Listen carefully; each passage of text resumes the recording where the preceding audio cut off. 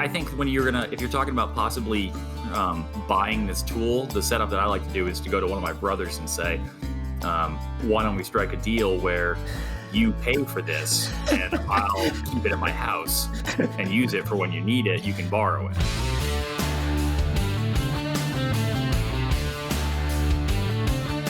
Welcome to the Fine Homebuilding Podcast, our weekly discussion of building, remodeling, and design topics aimed at anybody who cares deeply about the craft and science of working on houses. This is Senior Editor Patrick McComb. I'm joined by Justin Fink, Editorial Director. Hello, everybody. Colin Russell, Video Producer. Hey there. And Producer Extraordinaire, Jeff Rose. Hey. Please email your questions to fhbpodcast@taunton.com. You can find previous podcasts and check out the show notes at finehomebuilding.com/podcast. Oh my gosh, thanks so much for agreeing to be on this show, guys. It's good to see y'all. Oh, you're welcome. No problem. It's kind of weird to have Jeff on camera with us. So does that mean you're going to be more participatory, Jeff? He better. Yeah, you're taking up 1/4 of my screen, so you better offer something. Well, actually, usually I cover that with the logo anyway. Yeah. Oh, so we won't see you? Okay. He told me he puts up the logo because he has trouble paying attention, which I found a little concerning. Yeah. I'll read that. Well, Jeff has to record a lot of podcasts, so. Oh my God. You space out after a while. Yeah, so I'm going to turn around and edit the Shop Talk Live. So. Yeah. That'll keep you awake. So let's check in. What have you guys been doing? You go first, Justin. Let's see. So we've been holed up at home now for what? How many weeks is it now? 3? I quit keeping track. I was going to start putting little tick marks on the wall, like as if I was in lockup. Yeah, scratch it on the concrete block wall.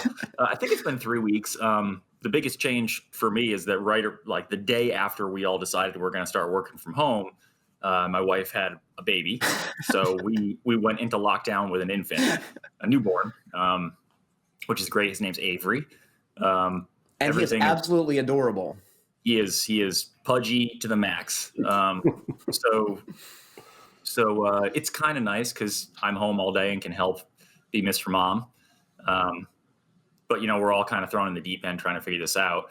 I kind of early on, we started to see those emails from all the companies. Like if you subscribe to Amazon Prime or you get, you have your bank with Bank of America, whatever, you get all these emails from here's what these companies are doing. And they all seem to start with like in these unprecedented times and we're all struggling and we're going to make do. And I just kind of, and then my boss asked me, do you think it's time for us to send a note to everybody in our audience? And I said, yeah, I think it makes sense. But the tone I wanted to strike was like,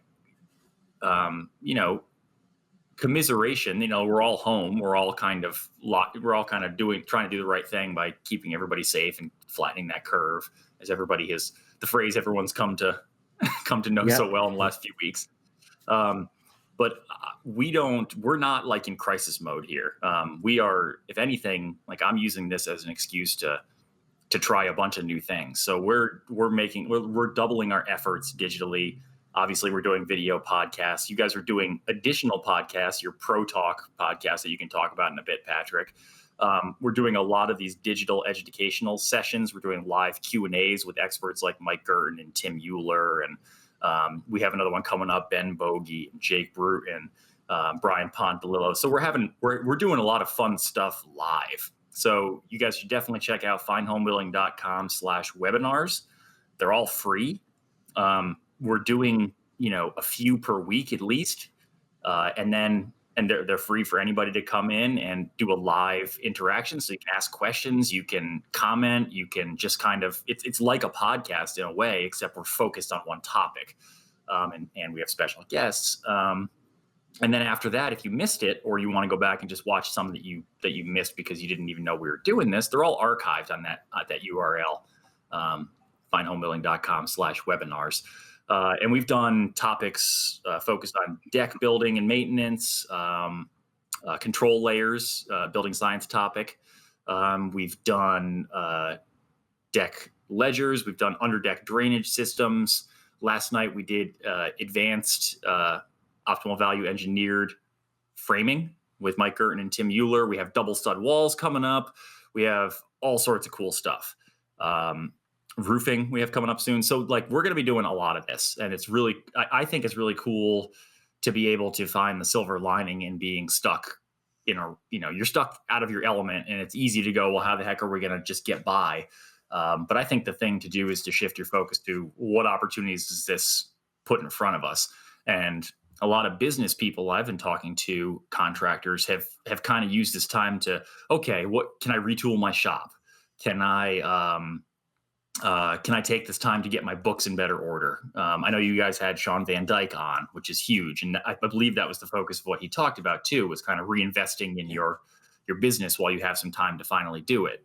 I think that's the kind of attitude we all need to have. I mean, I realize some guys and gals are still working, that their jobs haven't dried up and they're still going. Others have been forced to stay at home because their clients want them to not be on the project, or the state that they're in has told them they're not allowed to. It just seems like a good time to, if nothing else, work on your house, right? That's what I've been doing.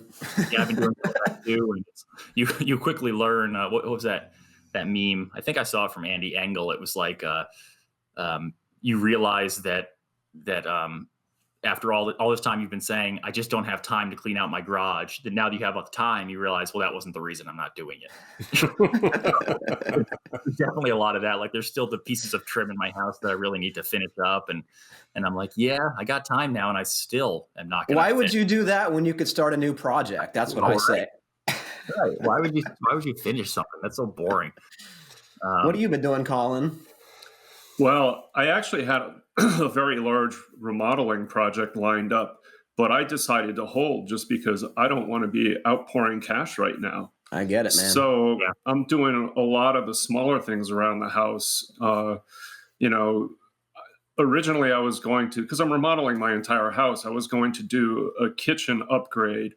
But at this point, it's turned into painting, but I'm still going to do the stairwell. So actually, I've got a design challenge to update my stair railing and the look of my stairs. I want to cut them apart and redo it, possibly with cable rail. So that's something I'm going to be asking you guys for some input. You need Milham for that, because he does it every few weeks for those videos. Are you doing metal post or wood, Colin, for that? Or you don't know yet? I don't really know. It'll probably be wood. It's like my staircase sort of dives into the ceiling on the railing side, where you'd see the balusters, for example. So it's actually kind of a short section. Because we live near the beach, I want it to look, possibly sailboaty. And that's why I was thinking cable rail, as opposed to I'm going for something modern. Mm-hmm. So I'll take some pictures and tell you what I'm thinking and see what you guys, aren't you actually designing something on your house, a possible bump out, Mr. Fink? Yeah, I am. I've always been kind of in love with those little, the idea of not putting an addition on your house, but putting a bump out, like a little cantilevered. Sometimes it can be 2, 3, 4 feet, and you did it at your house, Colin, to put your desk set up. When it looks awesome, by the way. I've seen people do it to make like a little reading nook, and that's sort of where I'm going with it. Get like a futon mattress and size it around that and put it in there and put some bookcases and like some sconce lights and then a big set of windows. And, I was thinking maybe put it on the south side of the house just as a way to get some more light in the house. And you were thinking a new baby wasn't a big enough project as it is, so you decide you're going to cut a hole in your house. I see it, man. The thing is, like, these projects don't stress me out. It's like I'm broken that way. Like I'm totally comfortable taking out a wall of a house at like 3:00 on a Tuesday. It's like, I don't know. It just put a tarp up. It'll be fine. Like I don't. What about Erin? What does she think about that? She's a little more stressed out. She's a little less enthusiastic about having a house that's a wreck, whereas I just can adapt and have no problem. So yeah, we haven't made it past appropriations yet. Let's put it that way.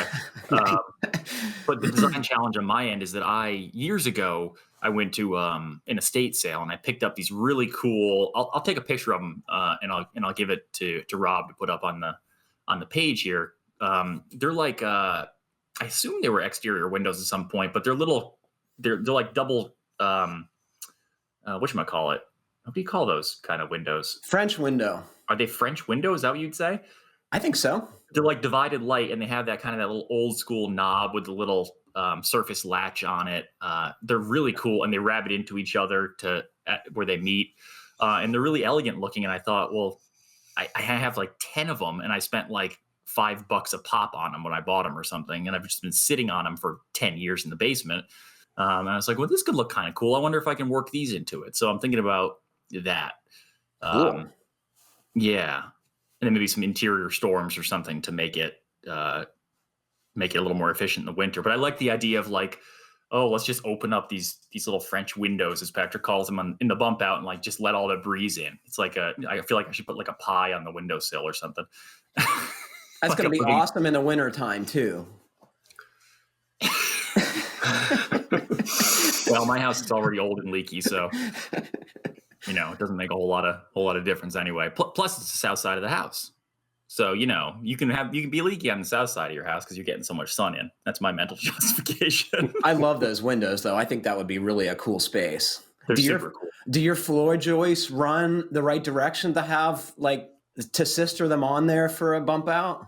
They do, and I don't have a lot of mechanicals down in that area. I don't have. I think I have one HVAC duct that's running through that section of the basement, but it's running in the joist bay. So I think I'll be okay. The only thing I need to figure out is that I do have my exterior, the air conditioning condensing unit outside near that, and I'm not sure what the clearance is to what I would want to do because I haven't dialed in like, well, how big would this thing be? Is it 8 feet? Is it 12 feet? You start. Yeah. You start kind of I'm trying to design around these windows, and that's part of the factor. I mean, it could turn out that I don't do anything with this because ahead of that in line, I have to finish putting up split rail fence around my property, which is the materials on order right now. Should be here tomorrow, and I need to do some roof work on my flat porch roof. And tie. Are you going to rent an auger to dig those holes for your fence posts? No, I'm gonna have Aaron do it. No, we they don't go in the ground that far. They go in like 2 feet or something, and it's really easy digging. We looked at renting it last year when we started the fence, and it was quick, so I'm not gonna bother. But I did call before you dig. A good move, right? Because if you put a postal digger through a communications cable, you're on the hook for fixing it. And I hear those bills can run 6 figures. I believe it. That's why you don't tell anybody. You get some electrical tape. Just put it back together. Paint some epoxy on it and fill in that hole. What have you been doing, Jeff? Not a whole lot. Did a lot of outside work last weekend, just because it was nice out, and kind of flipping my garage from winter mode to summer mode. So the snow thrower went in the back, and the lawn tractor came out, and exciting things like that. Need to address my lawn tractor because I have transmission issues, and that's going to be an adventure. Oh, that sounds like that could only go horribly wrong in my mind. Yeah. Oh, man. So I finished casing my windows in my new shop workspace, and it's so much more polished in here. It feels like a real office almost. So that's a big thrill. And I made the trim that goes in between the windows on the outside, and I have that in primer, but I haven't painted it yet because the oil primer takes forever to dry. But it's coming along pretty good. So are you just in there huffing oil paint while you're working? So I did that on the weekend and opened up the doors, and it doesn't stink anymore. At least I'm immune to it, or maybe I'm acting bizarre, and you guys will tell me that I'm not at my normal self because I'm huffing oil vapors. No comment. I think more importantly, we did the first recording of the Pro Talk podcast with Mike Girton and Addison Oliveira, and I think that went really well. So we'll have that up pretty soon for y'all to listen to. So this will be our second weekly podcast. And this was the genesis of, came from the conversation I had with Sean Van Dyke when all this craziness started happening. So it seemed like it was valuable time to do this. And there are no shortage of interesting people who know more than us. So it seemed like an ideal thing to be presenting to folks. So if y'all have any suggestions about who we should have on the show or feedback after you've had a listen, please let us know. And Patrick, that's going to run in this same podcast feed, right? At least at the beginning, it's just going to be playing in the same channel as everyone's used to seeing these podcasts in. Exactly. And you put your questions in there and can watch the online version at finehomebuilding.com/podcast, our normal web address. So there's going to be 2 there instead of 1. That's really the only change. One of them is going to be Slug Pro Talk. That's a little shorter show. It's going to be about a half an hour, and it's an interview show, unlike our Q&A show that we do normally. Right. And I figure if everybody loves that concept and it continues to grow in popularity, then maybe it'll spin off and be its own channel that people can download and subscribe to. But for now, I think it makes sense to give it to our podcast audience first and see what they think. And I think, our DIY audience will find it interesting too, because it answers some of the industry questions you have and explains the challenges that goes into building houses and running a construction business. And I can tell you there is no limit to the challenges of running a construction business in the residential sector now or anytime. Do you guys want to, we have got some great feedback here. So Big Tuna wrote in and he was asking us about what to do about his butchered floor joist under his shower. His shower drain started leaking. So he cut open the ceiling and found that one of his eye joists had the top flange and about 3/4 of the web completely cut away. So he asked us what we should do about it. And so I told him that he should contact Weyerhaeuser, the company that makes the eye joist, that they might have an engineered solution that would fix this problem without the necessity of more exhaustive reconstruction. So I heard back from him. He says, I have to send an email answering their questions. With a house full of kids and a healthcare worker wife, let's just say I didn't get around to it yet. I will, and we'll keep you updated. I plan to watch the podcast discussing my floor joists with my kids. Between their studying and playing, I have the kids help me with household projects I normally do on my own on nights and weekends. Current projects include landscaping, planting plants, perennials, building raised beds, getting the garden ready, repairing the grandfather's tractor. We spend an hour or 2 every day on one of these ongoing jobs. My customers miss me, but since my wife's job is more important right now, I have to refer emergency jobs to friends in the trades and simply postpone the rest. Today's project is to replace the bad circulation pump on our dishwasher. I'm picking up the part from the appliance part supplier this afternoon so I can replace it while the kids watch. So why am I letting you know everything I'm up to? Cabin fever. Hope you and your family are doing well and staying safe. So Big Tuna has been sending us photographs of his kids working on these projects. And I got to say, it was like the cutest thing when they started up Grandpa's tractor and the kids are all cheering and running around. So we're going to put that stuff up on the podcast page so you all can check it out. But did we explore why this guy's name is Big Tuna? Was that the guy? Isn't that the guy's name from The Office? I don't know. Yeah. We also heard from Andrew. He says, hey, everyone, recent episodes have touched on the touchy subject of affordable housing. The blame for tight household budgets is frequently placed on housing costs, as your mortgage or rent is often the largest payment in your budget. I understand the impulse to point the finger at the construction industry, but I think this avoids the larger picture. Wages in the U.S. have largely not changed in over 20 years, and other costs have dramatically increased. Insurance, vehicles, and other regular bills have outpaced worker wages. In my area, the skilled trades are underpaid and most rely on government programs to make ends meet. I know workers in other industries suffer as well, but I'm most familiar with the trades. Raising workers' wages may appear to be a solution, but that would lead to increased prices for goods that we purchase. I don't have a solution to the tight budgets of American workers, but I feel that by quickly giving in to the assertion that housing is too expensive is the first step down a dangerous path. What do you guys think about that? Do you think that's really true? I mean, he makes a good point, but I also think housing costs, if you look at the averages, have definitely gone up. Where are you? Are you just talking kind of in general, Patrick, or do you actually know what those costs are in terms of them going up?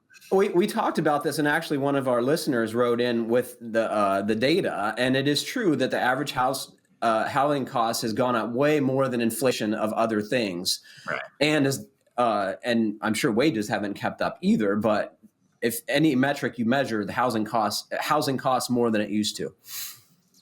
Yeah. Is that like a materials thing because things are so much more expensive? And Like, do we know why that is? One of the reasons, I'm sure, is material costs, but one of the things I keep hearing is that land costs have gone up, and a number of listeners made that observation, and so have economists. And the simple reason is because the easy buildable lots, the farmlands around major cities, are gone. Right now, we're talking about infill lots or more difficult sites, whatever. Yeah, I mean, every once in a while I like to look at houses just kind of for fun, like what's around, what's on the market. And the more and more I see houses that are being, I mean, you have like two sort of choices in my neck of the woods in Connecticut is like you move into a neighborhood where you have kind of run of the mill cookie cutter houses.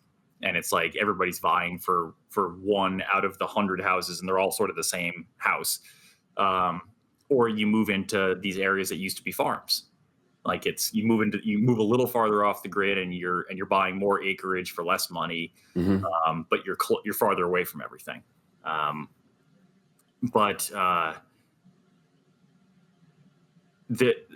the reason why I say that is because that's to me where it becomes so apparent what you're talking about, Patrick, is it's not so much just the easy buildable lots, it's the location of the lots too.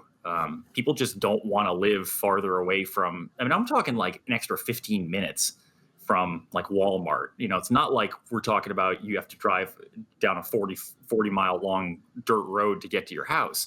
This is just still off of a major interstate. But because it's not that desirable neighborhood, desirable town, the lot is so much more affordable. Yes. And therefore you can put so much more money into a house.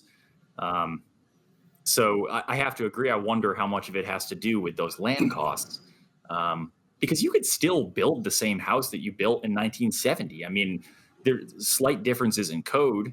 I mean, you have to up the amount of insulation, but a lot of the same stuff is still applicable that was applicable back then.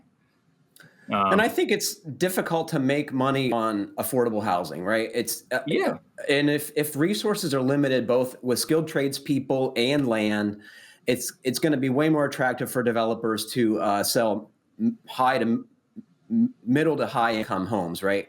Because the profits are going to be greater, and you're going to have to recoup those costs that you're talking about, Justin, in infrastructure, putting in storm drains and driveways into subdivisions and all these expensive things.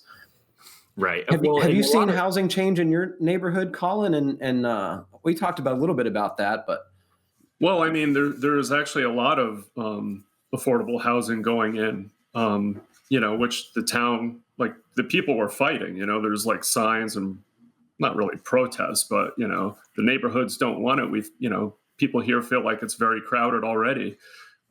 It's not because it's affordable that it's just that, the little bit of woods we have is getting, taken down to put up housing. So, I would say in a way that's probably most of what you see in my town currently. Somebody else pointed out, and it was either a listener. It's worth mentioning that a lot of the states will. The reason why some people do want to build affordable housing is that you get subsidies from the state to do and tax credits, right? Yeah. So I mean, that's how they make it work. And I really do use the idea of using old buildings for affordable housing, like a lot of the mill conversions and those kind of repurposing projects. I think are super cool. Yeah, agreed. They do an awesome job with it. They look gorgeous, and I hate seeing those mills sit around and do nothing. Agreed. Yeah, agreed. Should we take a question? Certainly. This comes from Bob. Bob says, I bought a 1925 Arlington, Virginia, Cape-ish style home a few years ago. And after getting to know the house, I believed it had a terracotta block foundation due to the smaller block size and ridges on the inside surface of the blocks. Have you guys ever seen these things? I used to see them in Pittsburgh sometimes. So it kind of looks like a concrete block, but it's fluted and it's brick colored. Have you seen these things? I've seen them in photographs. One drawback I've noticed is like when you go to put a hole into them, they tend to just turn to rubble. It's very brittle and it just kind of explodes. So he After researching how to deal with a planned penetration through an inside wall and doing some testing, I realized that the block which was painted is actually concrete. With older block foundations like this, can I treat it like a modern block for purposes of penetrations, or do I need to be more conservative / cautious? My goal was to run an 8-inch round duct through the wall, so I'm thinking about how I'll perform the penetration and how I'll maintain the structural integrity of the wall. Do I need a lintel or a pre-cast round support? Any guidance or best practices would be much appreciated. Thanks for keeping the podcast running. Well, I'm the first to admit that I am not a mason. So do you guys want to take a stab at this? I'm a mason, so I'll dive in here. He knows the secret handshake. Yeah. I think you guys jump in and tell me if your experience is different. But the things that jump to my mind are, well, there's several things. How are you going to make the hole? He says that it's an 8-inch round duct. Before we even get to that, is there any other way to get this duct from point A to point B without having to go through concrete? I mean, yeah, if you could bring it through the band joist, that would be so much easier. And you can cut the band joist with a Sawzall. Right. I mean, you're most likely either going through a band joist or blocking, or, I mean, I'm looking back at the question right now. I mean, are you guys assuming this is going from like one part to another part of the house, like an addition or something? That's my assumption, because otherwise, why would the ductwork be running outside, right? It's got to be connecting two parts of the house. In that case, I would be doing anything I could to get it up into the framing of the floor rather than through the wall. And barring that, I would put it as close to the top of that concrete wall as you can, because at that point, you're barely even worried about concrete structural stability, because you're at the very top of the wall. So therefore it's not really much weight on it. I think that's a great point. Like if you were in the top course of block, the band joist is going to put the loading around that opening anyway, right? Yeah, it's like a little mini header. It's like a mini header. Yeah. Obviously you want to look for point loads and things above. You don't want to plan your duct so it's going to be right where a point post load. Yeah, is coming down from above.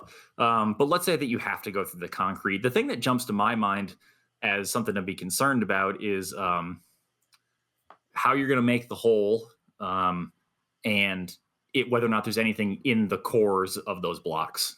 You know, are they filled with gravel or mortar for strength? Rebar. Yeah. Oh, yeah. That's an excellent point. Rebar would be a bad one to find. And you're just not going to know until you cut into break in there. Yeah. So right. I really appreciate Colin's perspective in these types of situations where we're unfamiliar. And what would you do, Colin? I would put the hole exactly where I want it. I'd use an 8-inch hole saw, masonry hole saw. I'd get a handheld core drill, probably a rental, right? And I wouldn't bother, concrete block is actually kind of soft in a way. Yeah. So, I mean, I think you can hand hold one hole. And, if you run into something, then you break out your cold chisels. But I would put it wherever you want. I think when he's talking about the structural, like as long as there's not a point load of some sort coming down over that, it's like a Jenga game, right? Everything is like spread out. If you put an 8-inch hole, I don't really think you're going to have an issue personally, not being a mason or an engineer. But if you wanted to go through the trouble of putting a lintel in, I suppose you could. But it would be hard. I'd throw caution to the wind and just go for it. I would say take out the top block and just break it out with a lump or a sledgehammer. I think the drilling an 8-inch hole, my God, that's going to be hard to control with anything but like the most industrial piece of machinery. I've seen like coring and cutting contractors who do this concrete cutting as their sub-trade. They have these big like drill presses that they temporarily fasten to the wall, and then it's got to advance, either an automatic advance or a crank on it that pushes the core bit through into the material. And they're probably water cooled too, right? Yeah, totally. So I wouldn't go to any of that trouble. I would just like break the thing up, and it's going to take a couple minutes. I agree. I would probably go at it with a hammer.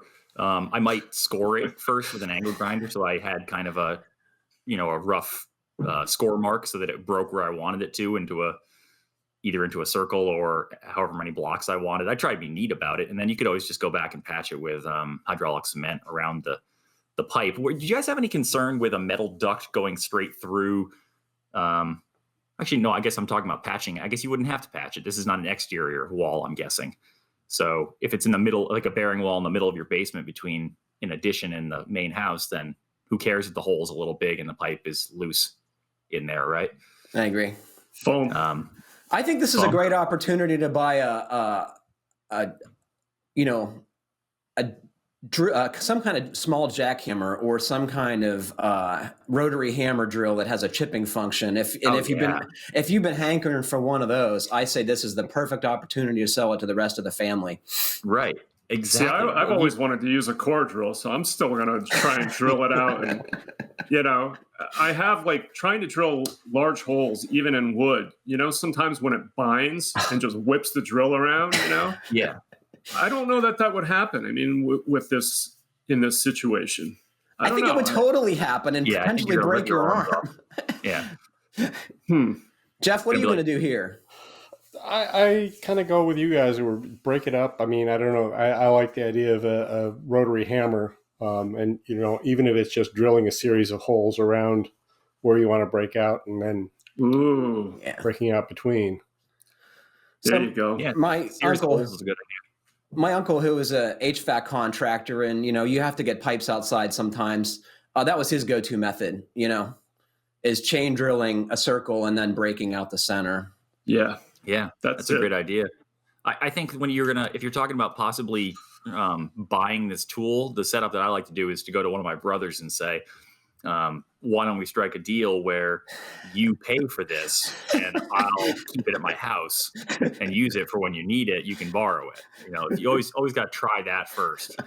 I actually, to be honest, I'm kidding, but that is how I got my rotary hammer. Is one of my brothers needed one for a job and he didn't want to buy it because he just needed it for a job.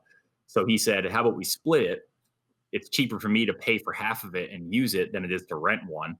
And then you can pay for the other half and just keep it after. And I was like, let's do it. So I got a half price rotary hammer that was very slightly used for one job.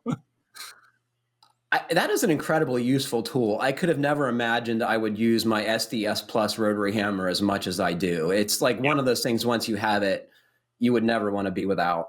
It's great. And if you can get your brother to pay for it, that's even better. Yeah.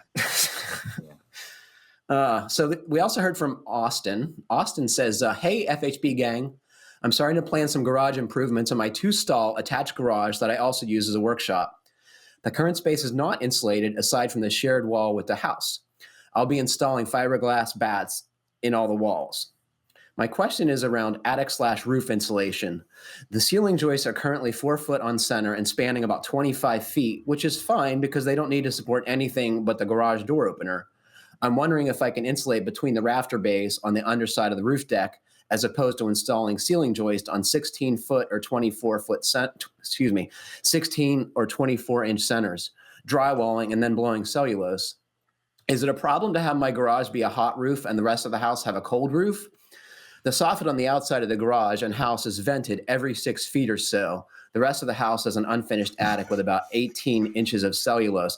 So I think we should first talk about the difference between hot and cold roofs and how some people call them one thing, a hot roof, and other people call it a cold roof, and vice versa. So there's no consistency. Justin, all right, definition time. No, you have to do it, Patrick.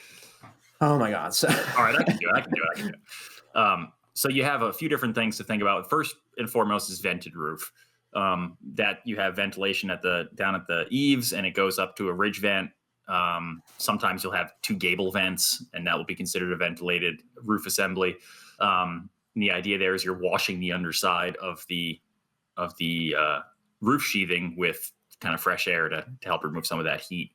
A hot roof is when the roof is sealed and it has 2 inches of impermeable insulation? I forget the number now, or is it vary by code? It varies by climate because you want to stop the condensation potential in the heating season. Right. It's 2 inches around us. I think that's why it's in my head. But basically the way that works is you want to have the roof shingles or whatever else you have, metal roof, whatever. you have the sheathing, and then you have a layer of impermeable insulation, like rigid foam, polyiso, or spray foam, closed cell spray foam, something like that, with that moisture can't get through. And then you can fill the balance of it with fluffy insulation, or you can do the whole thing with impermeable insulation. The thing there is you're insulating your roof deck to such a point that you don't need to have ventilation anymore. A cold roof, that's a hot roof. A cold roof is when you have ventilation on the outside of your roof deck. So you have roof deck, ventilation channel, another layer of roof deck, and then your roofing material. And that kind of, that's pretty popular in extreme cold climates, heavy snow climates, but also can be really helpful for some remodel situations where you don't have, where you have problem roofs, or you don't have enough space for ventilation inside the rafters and that kind of thing. So the difficulty with this is that none of the terms are consistent amongst the industry, right? So I think it's better to describe what you're doing. I'm putting insulation on the outside of the sheathing or under the sheathing, or I'm going to have a ventilated assembly. So it's like, he's asking, can he put the insulation up against the sheathing? And keeping in mind, this is a garage foremost, it needs to have fireproof materials, right? So I don't think there's anything inherently wrong with that. But if you're using air permeable insulation like he's describing, you need to have an airspace above the insulation for the drying and other qualities of the reasons for venting your roof. So there's nothing wrong with that. And you also need a good air barrier. And all these things are going to be very difficult when you're talking about putting these things up on the rafters and there's these existing ceiling joists in the way. So, I mean, I wouldn't be inclined to go that way. I would suggest that you put some additional framing in the ceiling. Wait, before you go there, Patrick. So is it your interpretation when he says that he's wondering, is it okay to make his garage a hot roof, and if the rest of his house is a cold roof? We know that cold roofs are relatively uncommon. So you're reading that to mean that he's got a vented roof on his main house, right? Yeah, that's what I'm almost certain of, because he talks about soffit vents and the like. And there's nothing wrong with having one half of your garage could potentially be a hot roof and a closed, unvented system, and the rest of the house is vented. There's nothing wrong with that. But what you're saying, and I think I'm guessing what you're going to say, is that's certainly not the easiest path here. It's not the easiest path, and you're really not getting anything for it, right? I mean, it is nice to have a high ceiling, I will concede, especially in a shop. I got like 12 feet in half of my shop in here, and it's pretty awesome, especially when you're moving boards around, right? But as far as like making an insulated assembly, I don't think that's the easiest way. He's going to have to get those ceiling joists out of the way to put the drywall up there, right? And which means he's going to need to keep the building from spreading, at least temporarily. Why not just add some additional joists, put drywall on the ceiling, and then dump a bunch of cellulose on top, and then you have a nice space to mount, shop lighting or whatever to do your work. I mean, I guess what were the ceiling joists? So didn't he say they're 48 on center and they're? Yeah, that's what. So Colin, you're saying the same thing I was just going to bring up. Is my guess is what he's describing as ceiling joists are really just collar ties. Yeah. Yeah. And they're probably not. I mean, I don't know what they are, but if they're like 2x4s, they can be 1xs to be collar ties. That's not going to be likely. First of all, definitely not enough at 4 feet on center. You need more than that if you're going to hang drywall and then load it up with insulation on the floor. But you're also going to need to factor in the weight of all that insulation. So even if it's 2x4s, 16 on center, depending on the span of that, that's going to be too much weight. And you might need to go to a heavier joist at that point. That's a big span, 25 feet. You say, it is 25. Okay. You can't buy lumber that long anymore. Right. So even getting those up in there is going to be hard, right? Right. So, that might be a complicating factor here is, well, great. It's easier to insulate that floor, but I can't get 25-foot long joists. So you'd have to have some kind of intermediate girder, right? Either flush or under to cut that span in half. And I'm guessing he's not going to love that idea. Well, so what would you do? Let's go around the table here. This is the fun time where we all get to pick our own solution. Well, You're taking too long. Go ahead, Jeff. I think he's got to build a real ceiling for that space, because otherwise, especially as it's a garage, if he's going to want to heat that, he's going to lose all the heat up into the attic space, and none of it's going to get to him. Yeah, but if you have a good airtight assembly, it's not going to go anywhere, right? It's just going to stay in the main space. Yeah, but I mean, to get that airtight assembly, I don't know. It just doesn't. You're not buying it. You're not feeling it. No, I'm not. And how much insulation is he going to get in there? Right. So you'd have to have deeper rafters, right? Yeah. And that's going to be a much more complicated build, I think, than building a ceiling, which is going to be bad enough. What do you think, Colin? Well, I'd really be curious to know how conditioned the space is going to be, right? Because I'm assuming there's nothing out there now, right? There's no heat or cooling going to that space now. So is he actually going to put that in, or does he just want to sort of have like it remain comfortable at whatever temperature it is, So would you have a different scenario based on those two things? Say you wanted it only partially conditioned, that you just wanted to make some more comfortable when you're working out there, versus you're going to have this space be a consistent 65 degrees all the time. So to make it more lightweight, I would try and do the ceiling plane if possible, and I'd probably use a rigid foam, which is really lightweight, and I wouldn't go that thick. And to get support on those long collar ties, I'd probably put a strap going up to the roof rafters, so that they're actually a hanging support. Do you know what I mean? I do. So you're going to mid-span put some kind of tension, some kind of cable. It's going to carry that load and transfer it up to the ridge, or to the rafters.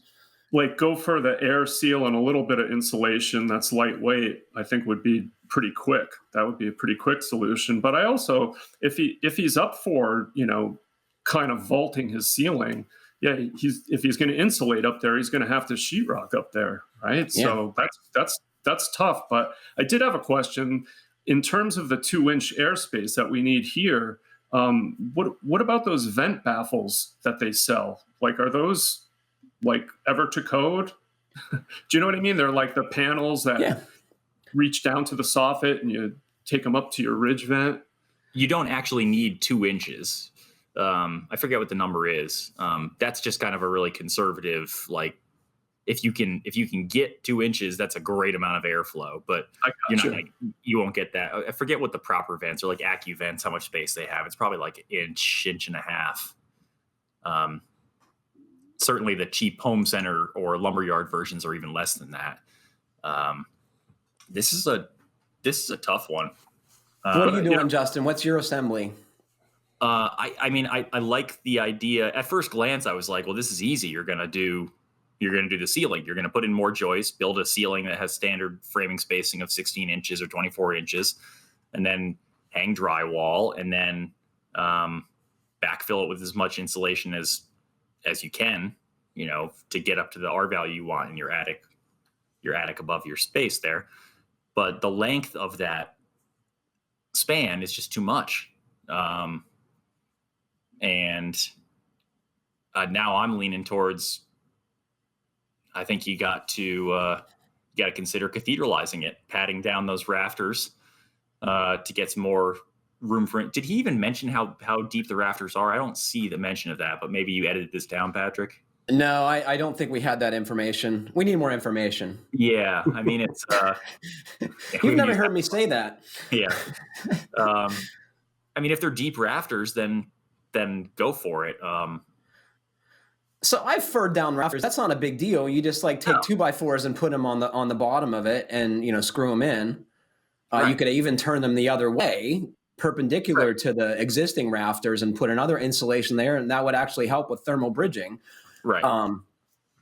But I don't know. I guess I would say it depends on his priorities. Like, how bad do you want a high ceiling in your shop? Right. Are you gonna keep it 65 degrees all the time? If I do you need a new roof? Like, if you're ready for shingles, then maybe you think about putting insulation on the outside. That's a very good idea. And that solves a bunch of problems, right? Yep. Except It it's depends expensive. how the roof meets the rest of the house, right? If it's in plane with a different part of the house, what you're saying, do the whole house? No, I'm saying, like, I guess in my head, if it's if it's like a typical colonial or something, then it's like two peaked roofs, and the peaked roof on the garage just butts into the house in a lot of cases. But that might be different. Oh, it's attached garage. Yeah, I don't know. I think you should cut out the ceiling joists, use steel cables for kind of a super modern look, put deeper rafters up, and then spray foam the snot out of it and put up some drywall and get on with your life. Because money, it's not my money. It's going to be super easy this way. Yeah. All right. I don't know if that was any help, but I'm sure it is. This is why people do closed cell spray foam, because it's fast and it's easy. And you just write a check. You just write a check and it's done. Okay. Big check. Who is this from? This is from Chris from O'Fallon, Illinois. Good day, new listener here. My question is, a two-story house that has a single heating and cooling system. It was built around 2003 with a single zone that during the summer has a rather large split in temperature between the first and second floors in the afternoon and evenings. The upstairs has 4 bedrooms, each with a supply duct. However, I've only found one return. Needless to say, the system doesn't seem very balanced. The A-coil and outdoor condensing unit were replaced 2 years ago, and I've air sealed the attic and increased the installation level to around R60. Do you think adding a single cheap mini split in the upstairs would be a good solution? Is there a way to calculate the cooling load of 4 or 5 degrees delta on the 1,200 square foot upstairs? Well, that last question, I'm like not even gonna. That's some serious complicated engineering there. Yeah, I would just ask somebody smarter. You have a mini split, don't you, Justin? I have one in my garage shop. What do you think of it? I love it. I keep my garage shop at 62-ish degrees all year round. Well, sorry, 62-ish in the winter, which is most of the damn year here. It costs me very little to keep it running. Like I was kind of bracing myself for a big jump in my electric bill, like for the luxury of having my shop be conditioned even when I'm not in there. Because at this point, it's like I've got enough tools that I want to keep my tools rust free, and I want the shop to be usable when I walk in instead of waiting for 3 hours and not wanting to put my hand on the table saw because it's so ice cold. I'm afraid it's going to freeze on. And I'm shocked at how cost efficient it is. It's super affordable. I installed one of the DIY units that has this already sealed. That's Mr. Cool, right? Is that the company? Yeah. Yep, the Mr. Cool, and it's been great. And didn't you have some trouble with that for a period? I did. I had a warranty issue with mine, but the company completely replaced it. So did they just send you a new one, or did they send you parts? They go through a process of first trying to send parts to solve the problem, and then after that, I just kind of said, "This is not working. What are we going to do?" And they just said, "We'll send you a brand new one." I like hearing about companies like that. I mean, I think it's unrealistic to expect a company never has a problem with a product, right? It's made by people, and sometimes people make mistakes. Yeah, and but when they take care of the problem. Yeah, these are very, common, where it wasn't like they were difficult parts. And it was like the motherboard or, the fan motor. Like we went through like 2 steps like that. Mm-hmm. And this was from, I'll give them a little shout out, Ingram's. I forget, it was Ingram's Heating and Air Conditioning or something, but it was like a big national seller that you can order HVAC equipment from online. And they were awesome. They were awesome to deal with. That's so, but anyway, so yeah, I love it. It's quiet. It's cost efficient. It does a great job keeping the space conditioned. I'm thinking about putting another one up in my upstairs area, which is like a walk-up attic master bedroom, for the same reason. I have an old house. I have one return duct on the main floor of the house, and the upstairs in the summer gets really hot because it just, once the ground level floor of the house gets cooled down from the central air unit, the upstairs is still blazing. Yeah. So I have to put a second air conditioner up there in the window, and I only have one window. So it's that juggling act of, is it so hot that I need the AC unit, or is it cool enough that I can open the window? And I have to take the unit out. So it's a pain in the ass. So I'm thinking about another one up there. But I would, what I'm going to first explore, and we talked about this a little bit off air, but first I want to explore that idea of adding another return duct and seeing if that solves the problem, because the upstairs is just not, it's sort of like they ran a duct up there to try and get some heat and air conditioning, but it's not really communicating with the rest of the house. So it's not working. And I want to see if that will solve the problem before spending the money on an additional unit, What do you think, Colin? Do you have a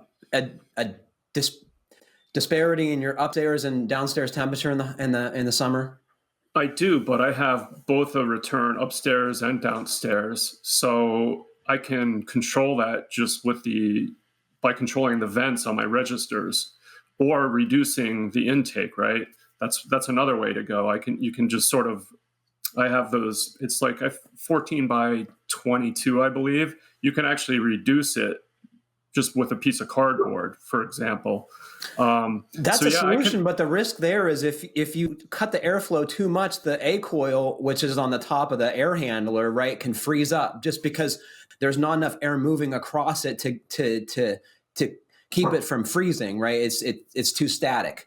Yeah, okay. But like, for example, this gentleman's house only has one intake, so I'm not suggesting reducing that one, but I would think absolutely get another intake.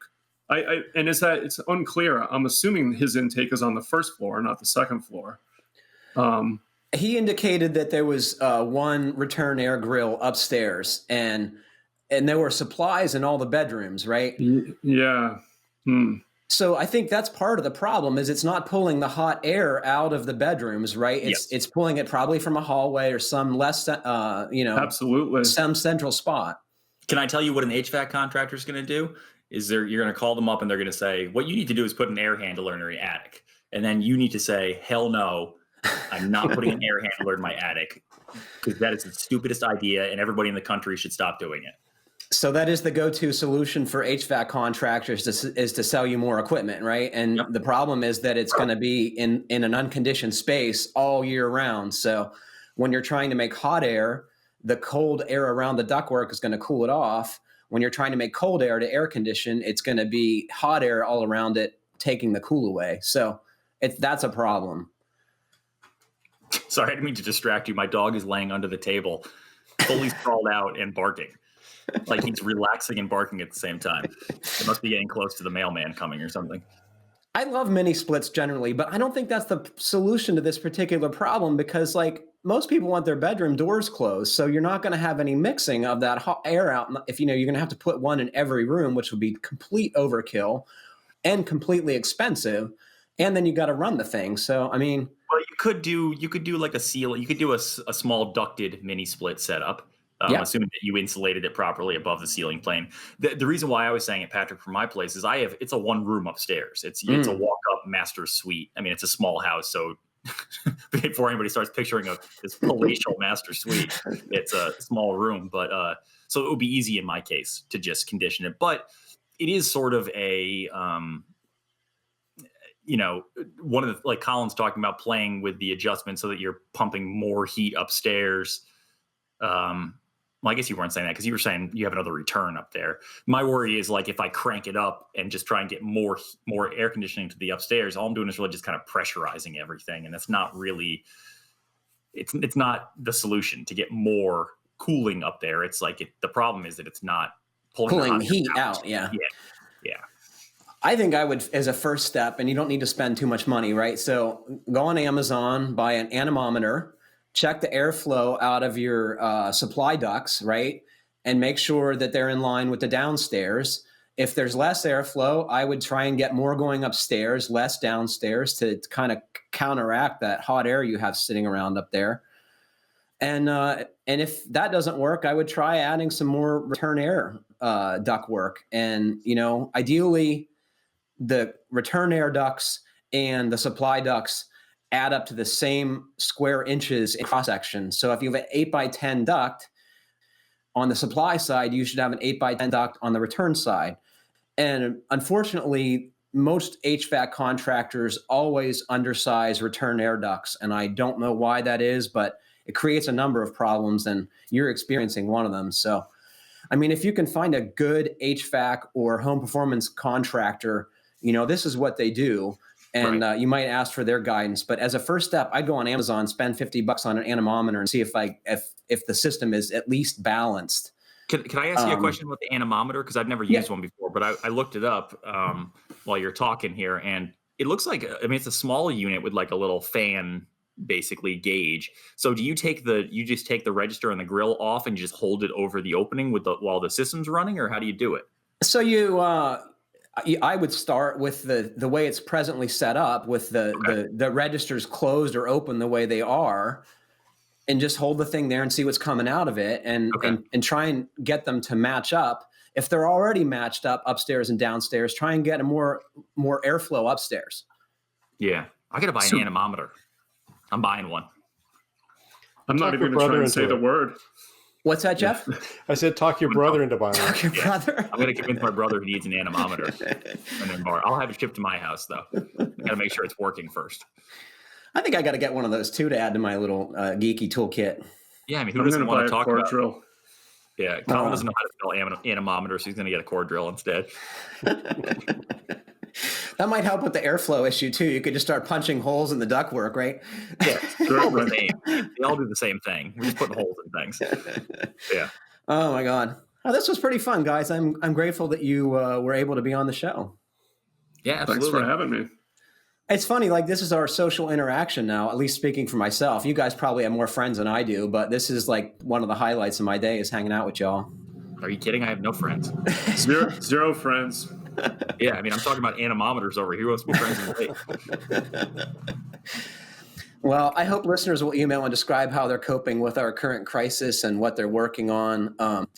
I'd love to share some of that stuff in the next episode.